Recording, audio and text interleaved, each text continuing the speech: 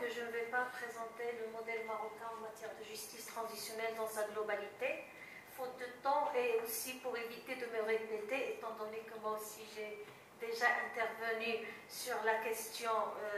le mercredi, mais je voudrais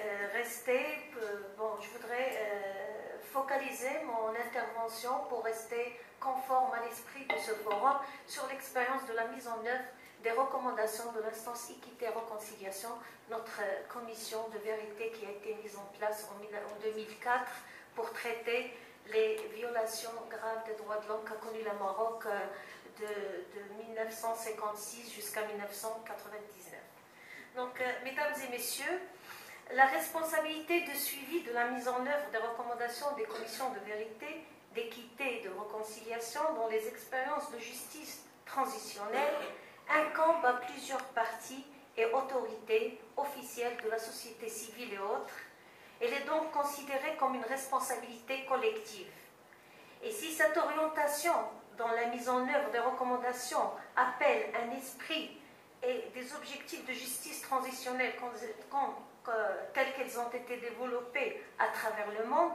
la réalité et les pratiques de plusieurs pays ont montré plusieurs lacunes dans ce domaine, dont essentiellement l'éclatement des responsabilités, le fractionnement des recommandations, l'adoption d'approches et de mécanismes contradictoires et opposés concernant l'exécution.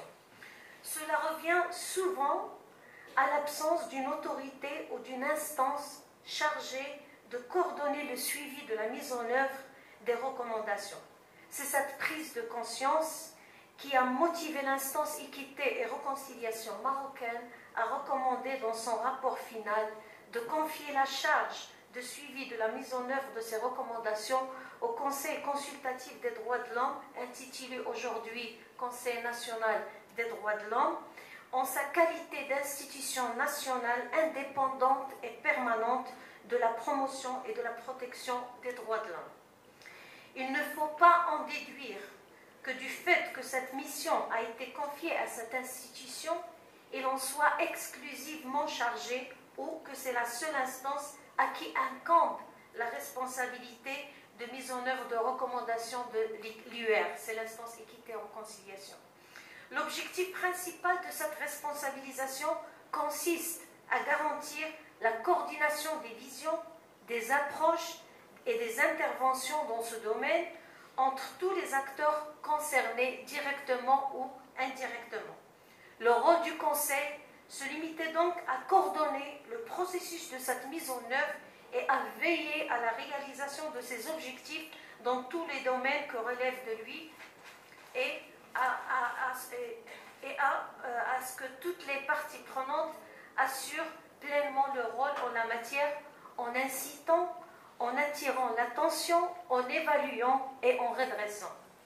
Pour ce faire, le Conseil national des droits de l'homme a développé une approche participative fondée sur l'adhésion de toutes les parties prenantes, dont les autorités, les institutions publiques, les acteurs de la société civile, les experts relevant des universités et des institutions de recherche et d'expertise. En vertu de ce choix, plusieurs acteurs ont adhéré à ce gouvernement, dont essentiellement, bien sûr, le gouvernement,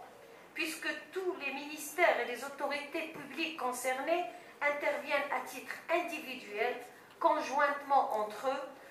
ou en collaboration avec le CNDH dans le processus de mise en œuvre des recommandations de l'UR. Il a intégré aussi les acteurs de la société civile, à savoir les associations des victimes, les associations des droits humains, les associations locales de développement économique et social, et les réseaux créés soit au cours du mandat de l'UR ou dans la période après son achèvement et pendant celle du suivi de l'exécution des recommandations. Ces acteurs contribuent soit par le suivi et la proposition, soit par la coopération de manière directe dans la mise en œuvre de certaines recommandations, par exemple dans le domaine de la réparation communautaire. Il a intégré aussi le secteur semi-public ou privé. Dans les concertations que l'UIR a menées, certains acteurs économiques au niveau national et local ont été inclus, notamment dans le domaine de la la réparation communautaire ou pour le règlement de certaines questions administratives et sociales qui concernent les victimes. Ces partenariats ont évolué après l'achèvement du mandat de l'IUR et certains de ces secteurs ont même été désignés comme agences chargées d'exécuter un certain nombre de recommandations. Il y a eu aussi comme partenaires les organismes internationaux et les partenaires étrangers, étant donné l'intérêt international dont a fait l'objet l'expérience marocaine en matière de justice transitionnelle. Certains États et certaines institutions internationales ont proposé leur contribution à l'exécution des recommandations de l'IUR. En effet, il a été procédé à la signature des partenariats spécifiques avec certains d'entre eux, dont en particulier le partenariat avec l'Union européenne qui a appuyé financièrement une partie de la première phase des projets et des programmes destinés à la réparation communautaire, et l'ONU Femmes qui a contribué techniquement et financièrement aux projets relatifs à la mise en œuvre des recommandations de l'IUR en matière de genre. En ce qui concerne les principes domaines de suivi de l'exécution des recommandations de l'IUR, il consistait en ce qui suit. Premièrement, l'achèvement des opérations de recherche et d'établissement de la vérité dans les dossiers restés en suspens, notamment les cas classés généralement dans la catégorie des victimes de disparition forcée et les personnes dont le sort est demeuré inconnu. Deuxièmement, il a été le domaine d'intervention dans le cadre de la mise en œuvre qui a été planifié, c'est dans le cadre de la mise en œuvre des recommandations relatives à la réparation des préjudices individuels et l'englobe l'indemnisation financière, la couverture médicale et les interventions médicales urgentes en faveur des victimes, la régularisation des situations administratives et juridiques des victimes et leur réinsertion sociale. Troisième domaine, c'est le domaine de la réparation des préjudices communautaires dans les régions qui ont subi la marginalisation et l'exclusion du fait qu'elles ont accueilli des centres de détention secrets où ils ont été témoins de certaines violations graves des droits de l'homme. Et quatrièmement, le domaine des réformes juridiques et institutionnelles, dont en particulier la lutte contre l'impunité à travers la mise à niveau de la justice et le renforcement de l'indépendance de la magistrature, la réforme du système pénal, la rationalisation de la gouvernance sécuritaire et l'institutionnalisation des archives et de la recherche en histoire contemporaine et la préservation de la mémoire.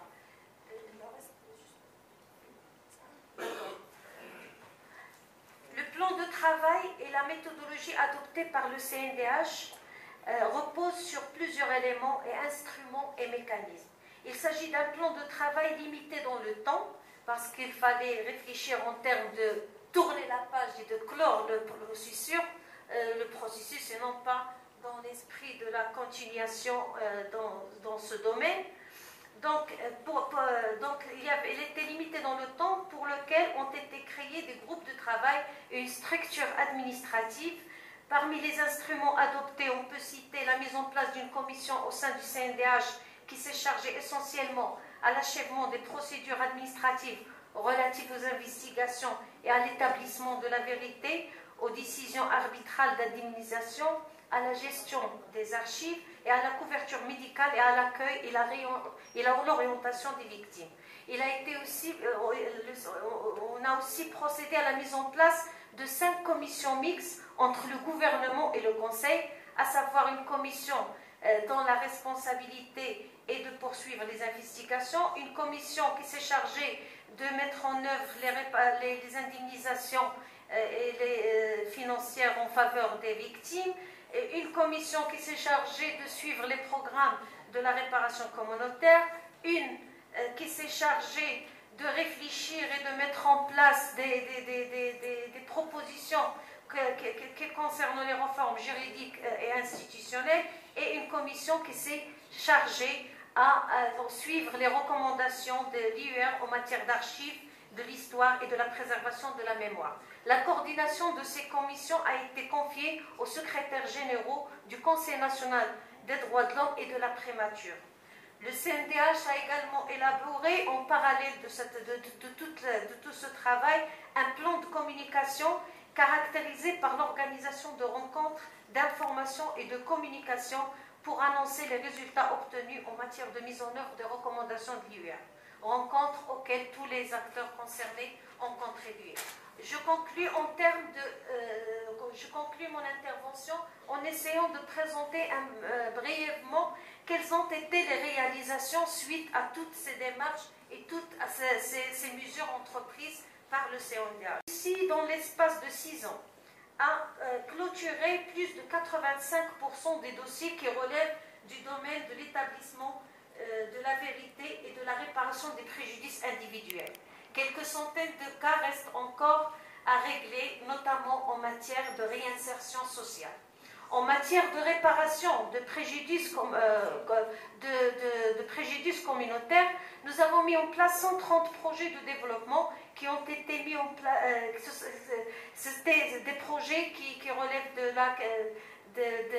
ce sont des projets d'activités génératrices de revenus, c'était des projets de mise en place des centres socioculturels, des projets et activités qui visent la préservation de la mémoire, etc.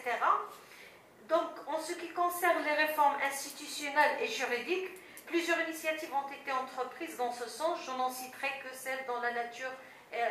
et d'aspects stratégiques et structurants et qui peuvent rentrer dans le cadre de démarches entreprises par l'État pour garantir la non-répétition des violations graves des droits de l'homme. Je peux signaler qu'en termes de réforme juridique, justice, il a été lancé par le gouvernement tout un débat national sur cette réforme qui a abouti à l'élaboration d'une charte et tout le processus est toujours en cours. Il y a eu aussi la mise en place de 2 stratégies nationales en matière des droits de l'homme, notamment un plan d'action national pour les droits de l'homme et la démocratie qui vise à assurer la cohérence des programmes et des politiques publiques en matière des droits de l'homme et un plan d'action national pour la promotion de la culture des droits de l'homme. Et en 2011, le pays a adopté une nouvelle constitution dont les recommandations de l'instance équité et réconciliation relatives à la non-répétition ont constitué l'une des références principales pour élaborer le nouveau texte fondamental. Je vous remercie de votre attention.